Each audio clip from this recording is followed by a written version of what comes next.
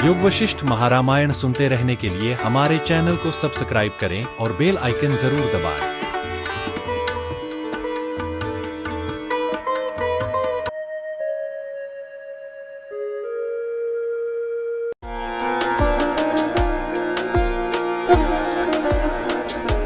निर्वाण प्रकरण सर्ग 88। चिरकाल की तपस्या से प्राप्त हुए चिंतामणि को किसी ने अपनी मूर्खता से छोड़कर मणि की भ्रांति से कांच को अपनाया। चुड़ाला ने कहा, कोई एक श्रीमान पुरुष था। वह अनादिकाल से ही एक दूसरे के स्थान में न रहने वाले अत्यंत विरुद्ध गुण और लक्ष्मी का आश्रय था। यानी उसके पास औदार्य, वैराग्य, सर्वस्व त्याग और उत्तम गुण और धन धान्यादि प्रचुर संपत्तियां थी।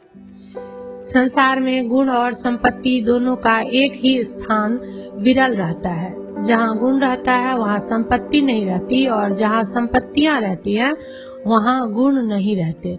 इसलिए वह वड़वाग्नि और जल, इन परस्पर विरुद्ध दोनों के आश्रय सागर के सदृश प्रतीत हो रहा था। वह 64 कलाओं से पूर्ण था, अस्त्र विद्या में पटु था, व्यवहार शास्त्र में विलक्षण था और संकल्पित समस्त कार्यों के पार हो जाता था। यानी वह जिन जिन कार्यों का संकल्प करता था उन्हें तत्काल ही कर डालता था। उसके लिए कोई भी असाध्य कार्य नहीं था। इतना सब होते हुए भी वह परम पद को नहीं जानता था। उसने क्या किया, यह कहते हैं। तदंतर जैसे वड़वाग्नि समुद्र का पूरी तरह से शोषण करने में प्रवृत्त हुआ था, वैसे ही वह तप, जप, देवता स्तवन आदि अनंत उपायों से सिद्ध होने वाले चिंतामणि की प्राप्ति के लिए तपस्या में प्रवृत्त हुआ। दृढ़ निश्चय वाले उस पुरुष के तीव्र प्रयत्न से थोड़े ही समय में चिंतामणि सामने उपस्थित हो गई। उद्योगी पुरुषों के लिए ऐसी कौन सी वस्तु है जो सिद्ध न हो जाए। दुख को न गिनता हुआ यदि पुरुष उत्तम बुद्धि का अवलंबन कर प्रवृत्ति और उद्यम करता है तो वह दरिद्र होता हुआ भी निर्विघ्नता पूर्वक बड़ी भारी सामर्थ्य प्राप्त करता है। अपने सामने उपस्थित हुए हाथ से ग्रहण करने योग्य चिंतामणि को उसने उस प्रकार देखा जिस प्रकार मेरु पर्वत पर उदय शिखर के ऊपर स्थित मुनि उदित चंद्रमा को। बड़े बड़े मणिराजों के ईश्वर उस चिंतामणि के विषय में यह उस प्रकार निश्चय न कर सका जिस प्रकार दरिद्रतम पामर तत्काल प्राप्त राज्य के विषय में निश्चय नहीं कर सकता। दीर्घ काल के दुख से भ्रांत तथा विस्मय से युक्त मन से प्राप्त भी चिंतामणि की उपेक्षा कर उसने यह विचार किया, क्या यह चिंतामणि है या चिंतामणि नहीं है। यदि चिंतामणि होता तो मुझे वह प्रत्यक्ष ही नहीं होता। क्या मैं इसे छूऊं या न छूऊं। यदि मैं इसे छू जाऊं तो भाग्यहीन मेरे स्पर्श से यह अदृश्य हो जाएगा। इतने थोड़े समय में ही मणियों का राजा चिंतामणि सिद्ध नहीं हो सकता, क्योंकि इतिहास परंपरा यही है कि जीवन पर्यंत यत्न करने से ही चिंतामणि सिद्ध होता है। मैं कृपण हूँ, इसलिए भ्रांति संकुचित नेत्र से चंचल अलात चक्र में कल्पित लता के सदृश रत्न प्रकाश को भ्रम से 2 चंद्रमा की नाई देखता हूँ। मेरी इतनी विशुद्ध भाग्य संपत्ति ही कहाँ से आई जिससे मैं समस्त सिद्धियों के दाता चिंतामणि को इतने थोड़े समय में ही प्राप्त कर लूं। थोड़े ही ऐसे बड़े भाग्यवान महात्मा होते हैं जिनके सामने संपत्तियां स्वल्प समय में उपस्थित हो जाती है। मैं तो साधारण ही तप वाला हूँ, साधुओं में तुच्छ मनुष्य हूँ, इसलिए भाग्य रहित मेरे यहाँ सिद्धियां कैसे आ सकती है। इस प्रकार संकल्प विकल्पों से दीर्घ काल तक विचार विमर्श कर रहे उस अज्ञानी पुरुष ने मूर्खता से मुग्ध होकर मणि लेने में कुछ भी यत्न नहीं किया। उसने क्यों नहीं यत्न किया, इस पर कहते हैं, जो वस्तु जिस समय जिसको प्राप्त होने योग्य नहीं रहती वह वस्तु उस समय वह प्राप्त कर सकता ही नहीं। अतः प्राप्त हुआ भी चिंतामणि दुर्बुद्धि के कारण उपेक्षा से उसने छोड़ दिया। उस प्रकार अज्ञान जनित विचार विमर्श में जब वह पुरुष स्थित ही रहा, तब अंत में वह मणि उड़कर वहां से चला गया, क्योंकि अवहेलना करने वाले को सिद्धियां उस प्रकार छोड़ देती हैं जिस प्रकार धनुष से निर्मुक्त बाण डोरी को छोड़ देता है। आपने तो कथा के आरंभ में कहा था कि वह पुरुष व्यवहार में निपुण था, फिर मणि प्राप्ति काल में उसकी वह निपुणता कहाँ चली गई? सिद्धियां प्राप्त होकर पुरुष को विचक्षणता देती है और उपेक्षा करने वाले पुरुष के पास आकर भी वापस चली जाती है, तथा वापस जाती हुई वे सिद्धियां पुरुष में रहने वाली विलक्षणता का विनाश कर डालती है। इस विषय में प्राचीन लोगों ने कहा है कि देवता दंड लेकर अपराधी पुरुष को दंड नहीं देते, किंतु उसकी बुद्धि हर लेते हैं। इससे स्वयं ही वह दंडित हो जाता है। वह पुरुष फिर चिंतामणि के साधन में कर्म और यत्न करने लगा, क्योंकि अटल निश्चय वाले लोग अपने कार्यों में उद्वेग नहीं प्राप्त करते।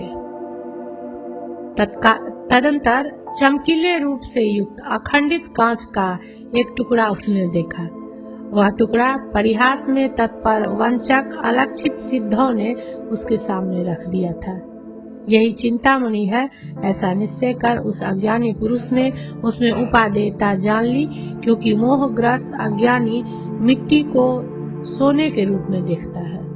हे साधो, चित्त में रहने वाला मोह किसी समय 8 पदार्थों को 6 शत्रु को मित्र, डोरी को सर्प, स्थल को जल, एक चंद्र को 2 चंद्र और अमृत को विष बना देता है। उस दरिद्र मणि को लेकर उसने अपने पूर्व की सारी संपत्ति छोड़ दी, क्योंकि मोहवश उसने यह समझ लिया कि अब इस चिंतामणि से ही सब कुछ प्राप्त हो जाएगा। इन संपत्तियों से क्या प्रयोजन? यह देश सुख से शून्य, स्नेही जनों से रहित और पापात्मा जीवों से आक्रांत है। जीर्ण शीर्ण व घर भी निष्प्रयोजन है, और मेरे बंधु भी क्या है, यानी इनमें क्या प्रयोजन है? अब तो दूर जाकर यथेच्छ सुख पूर्वक संपत्तियों से युक्त होकर रहूंगा, यूं विचार कर उस कांच खंड को लेकर निर्जन अरण्य में वह मूढ़ चला गया। हे प्रिय, वह जंगल में जाकर उस कांच के खंड से वह मूढ़ ऐसी विपत्ति में फंस गया जो कज्जल पर्वत की कांति के सदृश गहरी नीलिमा से युक्त और मूर्खता के अनुरूप थी। इन सब बातों से यह निष्कर्ष निकला कि एकमात्र मूर्खता ही दुख में सबसे बढ़ चढ़कर कारण है। मूर्खता के विभव से जो दुख उत्पन्न होते हैं, वे दुख सर्वस्व नाश आदि बड़ी बड़ी आपत्तियों से या बुढ़ौती से या मरण से नहीं होते। तत्ववेत्ताओं को सैकड़ों आपत्तियों के आने पर भी दुख दिखाई नहीं देता, और सोने के पलंगों पर सो रहे राजाधिराज को भी मूर्खता के कारण सैकड़ों दुख दिखाई देते हैं।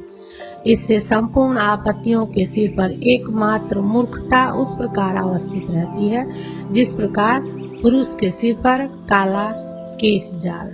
88वां सर्ग समाप्त। निर्वाण प्रकरण सर्ग 89। विंध्याचल में बांधे गए हाथी का बंधन प्रयत्न पूर्वक काट दिए जाने पर भी उपस्थित शत्रु को न मारने के कारण उसका गड्ढे में पतन। प्रवृत्त विषय में हाथी का उपाख्यान भी दृष्टांत है, इसलिए उसे भी सुनिए। चुड़ाला ने कहा, हे राजन, अब यह दूसरा सुंदर उपाख्यान आप सुनिए। हे साधो, यह आपके ही अनुरूप तथा बुद्धि में उत्तम रूप से स्फूर्ति देने वाला है। विंध्याचल के अरण्य में बड़े बड़े झुंडपतियों के झुंडों का स्वामी एक हाथी रहता था। दीर्घ काल तक आज्ञा का परिपालन करने के कारण अनुग्रह युक्त हुई अगस्त्य महामुनि की बुद्धि से अपने पूर्व उन्नत रूप से प्रकट हुआ वह विंध्याचल ही मानो लगता था। उसके 2 धवल दीर्घ दांत वज्र की ज्वाला के समान तीक्ष्ण थे। महाप्रलय की अग्निशिखा के सदृश पर्वतराज सुमेरु को भी उखाड़ फेंकने में वे समर्थ थे। महावत ने चारों ओर से लोहमय जाल से उसको उस तरह बांध रखा था जिस तरह अगस्त्य ने विंध्याद्रि को और उपेंद्र ने बलिराज को बांध रखा था।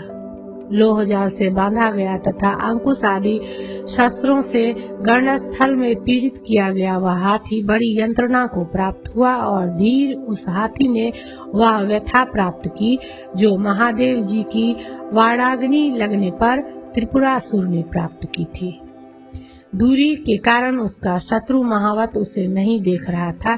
इस दशा में उस हाथी ने लोहमय जाल में 3 दिन बिताए। तदंतर 3 दिनों के बाद अत्यंत खेद से वह हाथी जाल तोड़ने में प्रयत्न करने लगा और मुख के उन्नत आघातों से घंटी के सदृश ध्वनि करने लगा। 2 मुहूर्तों में बड़े प्रयत्न से उस हाथी ने अपने उन समर्थ 2 दांतों से उस श्रृंखला जाल को उस प्रकार छिन्न भिन्न कर दिया जिस प्रकार बलिराज ने स्वर्गपुरी अमरावती के किवाड़ के सिक्कड़ को छिन्न भिन्न कर दिया था। दूर से शत्रु ने उसका वह जाल छेदन उस प्रकार देखा जिस प्रकार श्रीहरि ने मेरुतल से बलि का स्वर्ग छेदन देखा था, जिसका फंदा विच्छिन्न हो गया था। उस हाथी के सिर पर वह शत्रु ताल वृक्ष के ऊपर पहले चढ़कर फिर वहीं से उस प्रकार गिरा जिस प्रकार क्रम से मेरु पर्वत पर से भगवान वामन बलि के सिर पर गिरे थे। गिर रहा वह अपने चरण कमलों से हाथी का सिर नौ प्राप्त कर व्याकुल होता हुआ पृथ्वी पर उस प्रकार गिरा जिस प्रकार वायु से आहत पका फल पृथ्वी पर गिरता है। सामने गिरे हुए उस शत्रु को देखकर महान हाथी करुणा से भर गया, क्योंकि तिर्यक योनियों में जाने पर भी संत लोग प्रकाशशील अपने विशुद्ध गुण से युक्त ही रहते हैं। गिरे हुए को यदि मैं मार डालूं तो उसमें मेरा पुरुषार्थ ही क्या। इस प्रकार उस हाथी ने विचार कर उस शत्रु को नहीं मारा। एकमात्र लोहमय जाल का विदारण कर वह उस प्रकार चला गया जिस प्रकार विस्तृत पुल का विदारण कर जल का महान प्रवाह चला जाता है। दया का आश्रय कर श्रृंखला जाल का भेदन कर हाथी ऐसे चला गया जैसे आकाश में मेघों का भेदन कर सूर्य चला जाता है। जब हाथी चला गया तब महावत स्वस्थमती होकर उठा।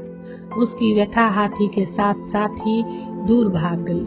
उत्तुंग ताल वृक्ष के शिखर से उस प्रकार गिरा हुआ भी वह सिर पैर आदि अंगों से विकृत न हुआ। मेरा मत है कि दुष्ट चेताओं की देह दुर्भेद्य ही होती है।